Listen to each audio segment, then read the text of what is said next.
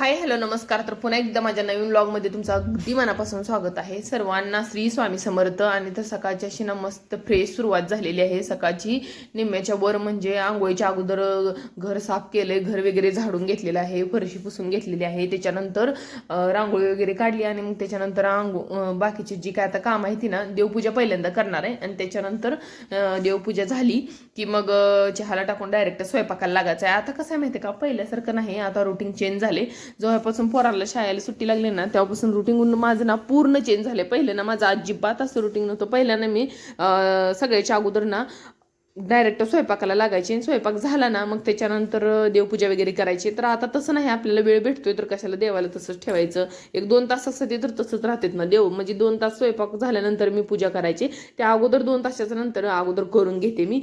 तर आज मला स्वयंपाकात बनवायचं होतं बघा, आमरस, चपाती आणि त्याच्यानंतर कोबीची भाजी आणि थोडंसं वांग्याचा 2 वाटी रस्सा बनवायचा आहे. फक्त जास्त काय वांग्याचा रस्सा कोणाला आवडत नाही, पण थोडासा बनवायचा आहे. तर आमच्यात कसं लागतं माहिती का, सगळ्या भाज्या अशा थोड्या थोड्या लागतात, जास्त काय नाही. तर चौघच आहे पण 4 माणसाच्या ना वेगवेगळ्या हे म्हणलं तर चालतंय. त्यांच्या तिघांचंच असते, माझं काय एवढं नाही. माझं कसं आहे माहिती का, मला थोडंसं काय सगळ्यांचे जी त्या तिघांना आवडते ना, पोरांना आणि त्यांना, त्यांच्यातलंच मी थोडं थोडंसं खात असते. तर सुरुवातीला ना देवपूजा केलं ना मला एकदम प्रसन्न वाटते. माझा दिवस असा ना एकदम फ्रेश जातोय बघा. माझाच नाही तर ज्यांना सकाळ सकाळी देवपूजेची सवय असते किंवा आवड असते त्यांना ना असंच वाटते. देवपूजा केल्याशिवाय ना त्यांचा दिवस फ्रेश जात नाही. आणि एक दिवशी जरी देवपूजा केली नाही ना आपण, तर तो दिवसच अख्खा म्हणजे काय आपण काय सार्थ झालं नाही त्या दिवसाचं असं वाटते बघा. म्हणजे माझं तर म्हणजे स्वतःला तर तसं वाटते.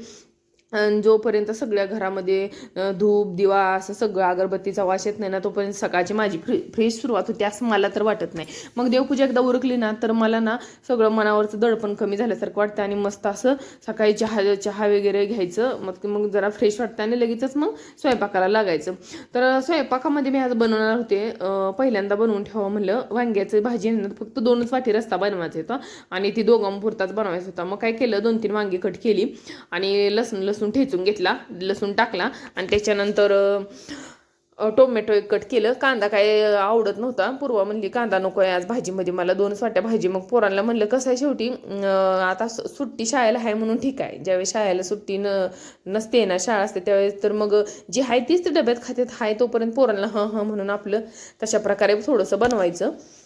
तर काय झालं, तर एवढा स्वयंपाक बनवायचा आहे म्हणजे सुरुवातीला मग आता वेळ तर लागणारच. आणि मी देवपूजा हे करण्यात माझा वेळ गेलता. सकाळचं आपलं जे काय पारूस वगैरे काढायचं सगळं, त्याच्यामुळं ना 1-2 तास तर आरामात जाते सकाळी उठल्यानंतर. त्यामुळं काय झालं तर माहिती का, नाश्त्याला वेळ झालता. तर म्हणलं बाकीचं स्वयंपाक नंतर करते, कारण एवढा स्वयंपाक बनवूस तर सगळेजण थांबणार नाहीत. मग मी काय केलं, पहिल्यांदा नाश्ता बनवायला घेतला. तर म्हणलं नाश्त्यासाठी आज काय बनवावं, उपमा बनवू का म्हणलं. तर सगळेजण म्हणले उपमा नको, कारण आमच्यात ना जास्त करून उपमा आणि पोहे सगळ्यांना आवडते. तर उपमा ना एक सुट्टी लागण्यापासून झालंय बरेच वेळा, तर नको म्हणले. शिरा पण आवडतोय, असं थोडंसं इडली वगैरे पण आवडते. पण कसं आहे आता माहिती का, जास्त म्हणजे इडलीपेक्षा सुद्धा आमच्यात ना पोहे जास्त आवडते सगळ्यांना. तर त्याच्यासाठी कांदा वगैरे असा कट करून घेतला लांब लांब, टोमॅटो, कोथिंबीर, परत आपली हिरवी मिरची, थोडासा लिंबू पिळून घेतला आणि थोडीशी साखर टाकलेली आहे.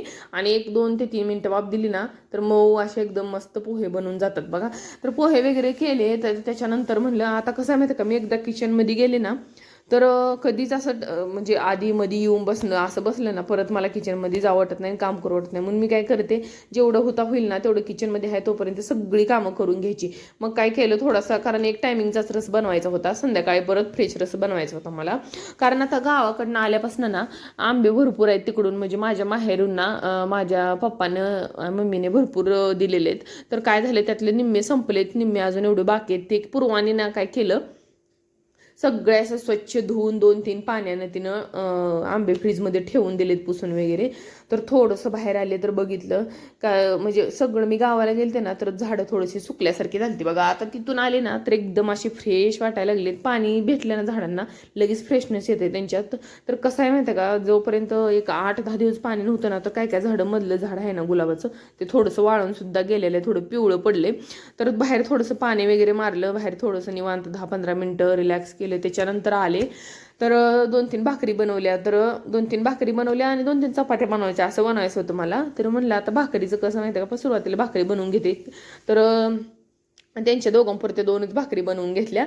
आणि कसं आहे माहिती का, एकदा चपात्याला लागलं ना मग पूर्ण चपात्या आपल्याला लाटावं लागतं. तसं भाकरीचं नाही, भाकरीला एक वेगळा तवा केला, ती लाटून एकदा झाले ना 2 भाकरी एकदा थापटल्या ना मग परत चपात्या कवर पण लाटत बसा असं होतंय. तर काय झालं तर माहिती का, ही म्हणजे आता जवळजवळ आता उन्हाळा संपत आलाय, पण म्हणलं परत आता पुढच्या उन्हाळ्यातच आपल्याला हे खरबूज वगैरे कलिंगड खायला भेटते. तर आम्ही ना आमचा गुरुवारचा बाजार घेलता ना, तर त्यातनं म्हणलं आता एवढं आता थोड्या दिवसानंतर पावसाळा लागणार आहे, म्हणून त्याच्यानंतर आम्ही आणलं होतं थोडंसं खरबूज कलिंगड. ते दुपारच्या वेळेस थोडंसं खाऊन घेतलेलं आहे. आणि त्याच्यानंतर ना तोंडी लावायला ही मी ना जेवणासाठी बनवलं नाही बघा, हे मी टिफिनसाठी ह्यांना बनवले. ही हिरवी मिरची आहे, जी काय आपली तोंडी लावतात ना हिरवी मिरची भाकरीसोबत किंवा आपल्या मिसळपावसोबत, तशी. त्याच्यामध्ये ना मी काय केले, थोडंसं कूट आणि थोडंसं तेल, थोडीशी मोहरी जिरेचा तडका दिलाय. तर मस्त लागते तशी हिरवी मिरची बघा. म्हणजे जेवणासोबत कोणाला थोडंसं तिखट आवडत असेल ना तर त्यांच्यासाठी ना एकदम बेस्ट आहे. मग त्याच्यानंतर म्हटलं आता थोडीशी कोबीची भाजी बनवायची होती. तर आमच्यात कसं सगळं थोडं थोडं बनावं लागतंय ना, तर त्याच्यामुळं काय होतंय, म्हणजे वेळ तर जास्त लागत नाही, पण थोडंसं भांड्याचं कसं, आता एवढ्या पदार्थ बनवायचं म्हटल्यावर तर भांडी तर थोडी जास्तच पडतेत. पण त्याचं काही टेन्शन नाही. आता एकदा कोणत्याही गोष्टीची आपल्याला सवय लागली ना तर काही नसते बघा. मी काय करते सकाळी, म्हणजे कपडे तर मशीनला असल्यामुळे एवढं काही लोड वाटत नाही मला. मग मी सगळी आता म्हटलं कोबी वगैरे पहिली चिरून घेते, तोपर्यंत कपडे मशीनला लावून आले मी. आणि ते सगळंच मी व्हिडिओमध्ये घेऊ शकत नाही, कारण ते जर सगळंच मी कंटेंट घेतले ना तर व्हिडिओ एकदम मोठा होते, जवळ 10 मिनिटाच्या पुढे जाईल व्हिडिओ. तर कधी कधी मी काय करते, तो पण कंटेंट घेते मी, कपडे वगैरे धुतलेला वाळत घातलेला.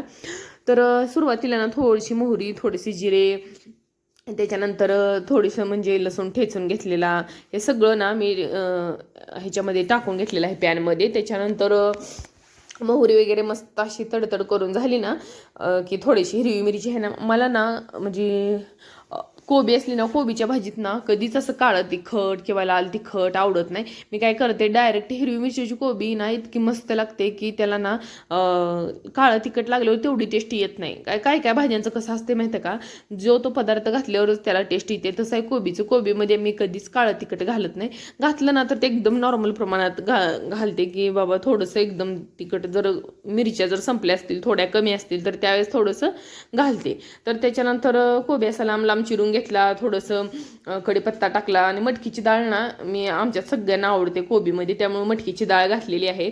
त्याच्यानंतर कोबीला ना मी कधी जास्त शिजवत नाही. कोबीला एक थोडंसं 5 ते 6 मिनिटच फक्त शिजवते मीडियम गॅसवर. त्याच्यानंतर कोबीची भाजी पण तयार झाली.